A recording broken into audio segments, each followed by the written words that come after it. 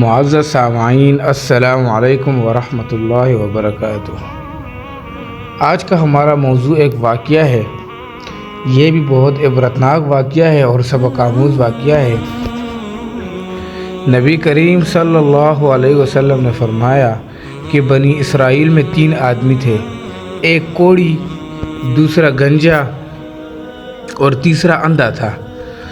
حق تعالی شانہ نے آزمانا چاہا اور ان کے پاس ایک فرشتہ انسان کی شکل میں بھیجا۔ پہلے وہ کوڑی کے پاس آیا اور پوچھا کہ تجھے کون سی چیز پیاری ہے؟ اس نے کہا کہ مجھے اچھی رنگت اور خوبصورت کھال مل جائے۔ اس سے لوگ گن کرتے ہیں اور اپنے پاس بیٹھنے نہیں دیتے۔ اس فرشتے نے اپنا ہاتھ اس کے بدن پر پھیرا تو اسی وقت وہ اچھا ہو گیا اور اچھی کھال اور خوبصورت رنگت نکل آئی۔ پھر پوچھا تجھے کون سے مال سے زیادہ محبت ہے؟ اس نے کہا اونٹ سے۔ پس اس نے ایک گابن حاملہ اونٹنی اس کو دے دی اور کہا اللہ اس میں برکت دے۔ اس کے بعد وہ فرشتہ گنجے کے پاس آیا اور پوچھا تجھے کون سی چیز پیاری ہے؟ اس نے کہا کہ میرے بال اچھے نکل آئیں اور یہ بلا مجھ سے جاتی رہے جس سے لوگ نفرت کرتے ہیں۔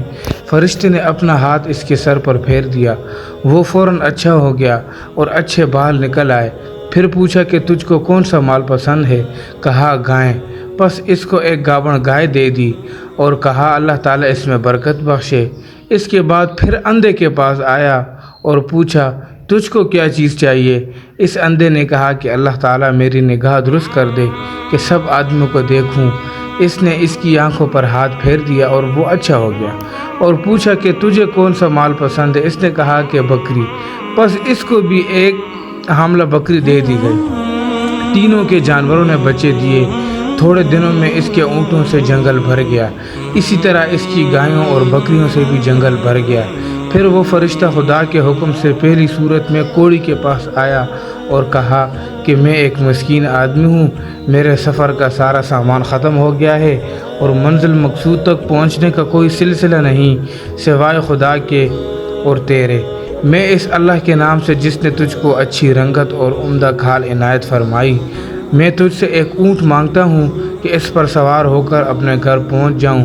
اس کوڑی نے کہا کہ یہاں سے چلا جا، مجھے بہت سے حقوق ادا کرنے ہیں، تجھے دینے کی اس میں گنجائش ہی نہیں ہے۔ فرشتے نے کہا کہ شاید تجھ کو میں جانتا ہوں، کیا تو کوڑی ہی تھا کہ لوگ تجھ سے گھن اور نفرت کرتے تھے؟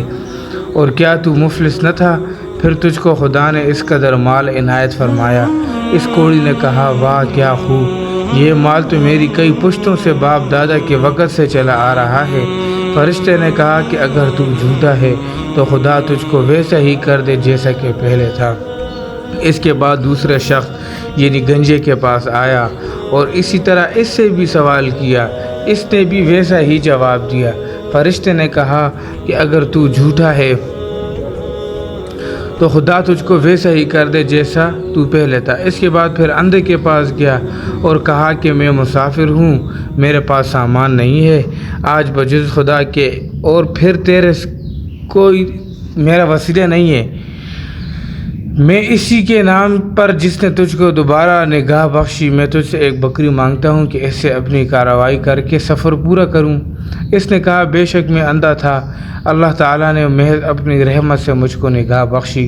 جتنا تیرا دل چاہتا ہے لے جا اور جتنے چاہیے چھوڑ جا، خدا کی قسم میں کسی چیز سے تجھ کو نہیں روکوں گا۔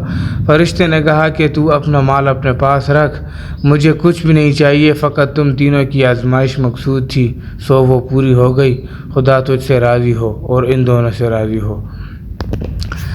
خیال کرنا چاہیے کہ ان دونوں کوڑی گنجے کو ناشکری کا کیا نتیجہ ملا کہ ان سے تمام نعمت چھین لی گئی، جیسے تھے ویسے ہی ہو گئے اور خدا ان سے ناراض ہو گیا۔ دنیا اور آخرت میں دونوں نامراد ہوئے۔ اس اندھے کو شکر خداوندی کی وجہ سے کیا عوض ملا کہ اس کے مال میں مزید اضافہ ہو گیا۔ خدا اس سے راضی ہوا اور دنیا و آخرت دونوں میں کامیاب ہوا۔